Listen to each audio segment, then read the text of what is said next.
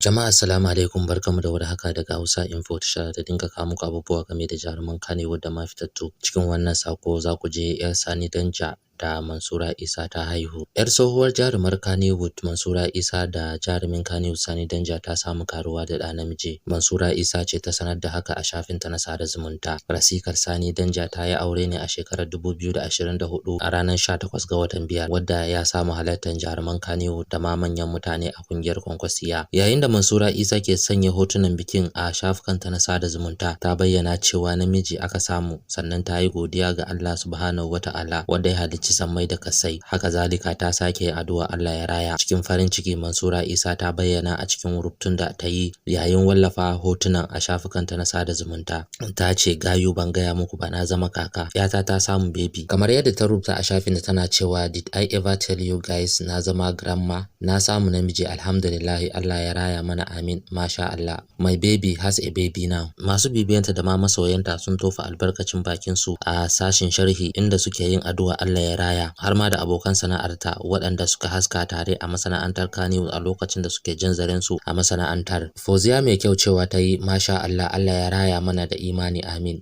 Rukayya Dawayya cewa ta yi, "Masha Allah maman Imam, Allah ya raya mana shi, ya kuma ya kare shi daga sharrin zamani, ya kuma karrama maman shi da lafiya, amin." Ya zo haɗa wannan rahoto, mutane sama da 3,000 ne suka nuna sha'awarsu kan sakon Mansura Isa tare da jinjina, yayin da sama da mutum 75 suka tofa albarkacin bakin su tare da yin addu'a Allah ya raya. Mutane sama da 49 suka turawa abokansu saboda su ma su gan sakon Mansura Isa.